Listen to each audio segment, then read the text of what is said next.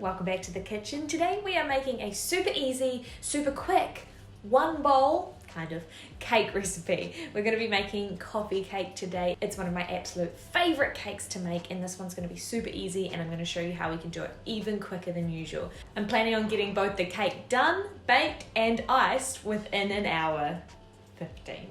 Today's recipe needs no crazy ingredients. We've got gluten-free self-raising flour and that's it. In terms of anything else fancy or interesting, I've just got coffee, of course, for the coffee cake. Just pick an instant coffee that you like. I use the Nespresso one because I think it's got quite a strong flavour, but whatever coffee you prefer is absolutely great.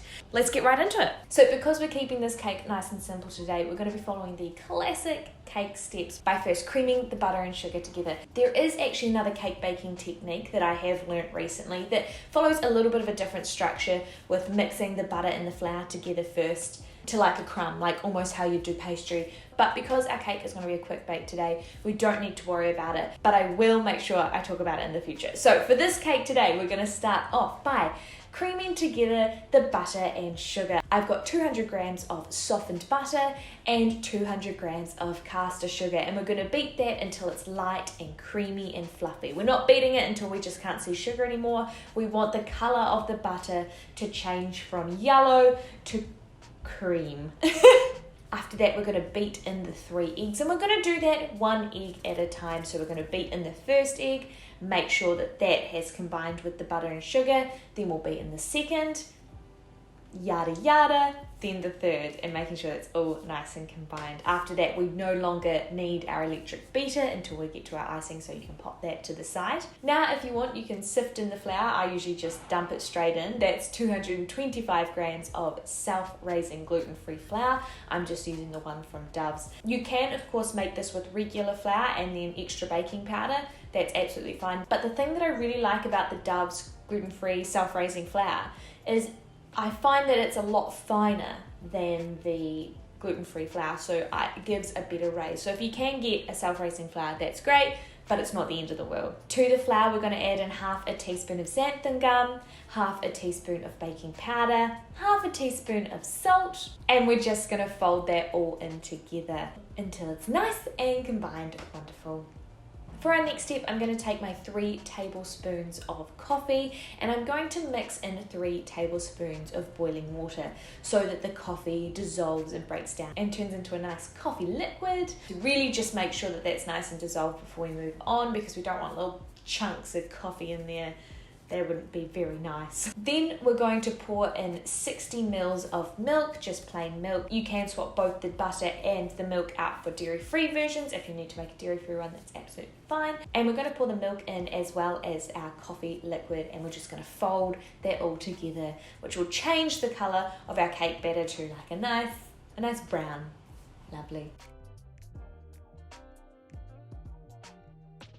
Now, because we're quick baking these today, I have got 2 tins of the exact same time, and I've popped little pieces of baking paper at the bottom. I'm also going to grease around the edges so it's not sticky when it comes time to take the cake out. If you are not in a rush like I am today, you can of course cook this all in one pan. It's just going to take a little bit longer. So if you divide them, the bake time will be about 15 to 20 minutes, whereas if you bake it all together, it should be about 35 to 40, which is absolutely fine. There is positives and negatives to doing it both ways. One of the positives that I find about dividing it is that it's much easier to decorate and layer because both layers have a crust, and so you don't have to worry about cutting into it and perhaps getting crumbs everywhere or accidentally breaking it. But I do find if you bake it all in one, it stays a little bit moister for longer. So I like to use a scale for this bit so I know that they've got the exact same amount of cake batter in it, so they're going to cook at the exact same time. So using the scale, divide the mixture between the 2 pots and just smooth it out, making sure it has kind of a roughly smooth top. Not too big of a deal if it doesn't, that's absolutely fine. And then we're going to whack them in the oven. Our oven, by the way, has been preheating to 180 degrees Celsius on bake, and we're just going to pop them in for initial 15 minutes. Once they're baked, we're going to test them with a toothpick test. I'm going to stick a toothpick right into the centre of each of the cakes, and if it comes out with just a few crumbs on it, That's perfect. After that, we're going to let them both sit just for 5 to 10 minutes before turning them out onto a cooling rack.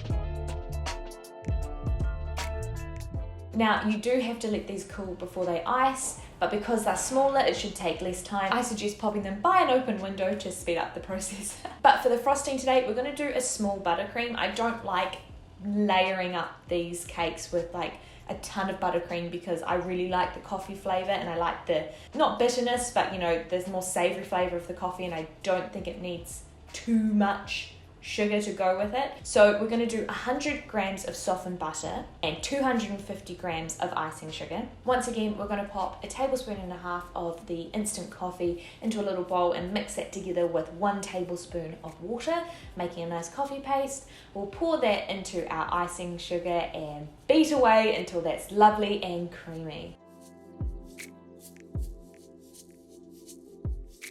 Once our cakes are cooled, the last thing that we need to do is decorate them. I like to leave the edges exposed for, you know, I don't know, cake fashion. Also because I don't want icing to cover the whole thing. So before I ice them, I like to make sure that both cake layers are nice and flat so we're not getting a dome. If you find that there is a bit of a dome, no worries, just use a serrated knife and run across the top until you have a nice flat top. So I'll put the first layer of icing on the top of one of the cakes. Spread that out nice and thin.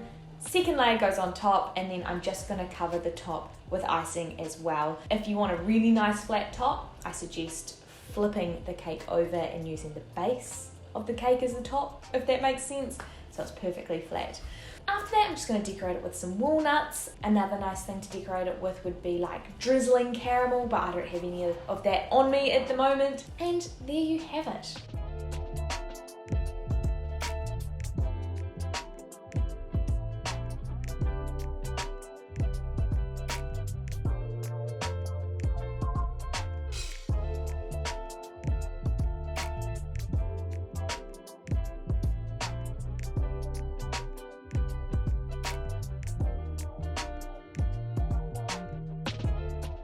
And here we are, super easy, delicious, super light and fluffy carrot cake. Coffee cake. Oh my goodness. I will say this, I did definitely rush the icing a little bit because I do have to dash off. But hey, it's all gonna taste the same going in, so let's give it a go.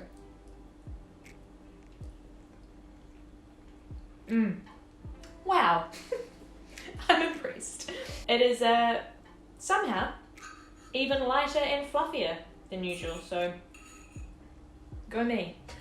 Hopefully you enjoyed this recipe and this is something that you're going to make, and if you do, please send me photos. I'd love to see how it turned out. If you want the written recipe to this coffee cake, you can find it in the description below as always. I'll always make sure that there is a written version of the recipes as well for you guys, so don't worry about that. But otherwise, I gotta head out. Hope you have a lovely day wherever you are, and I'll see you in my next video. Bye!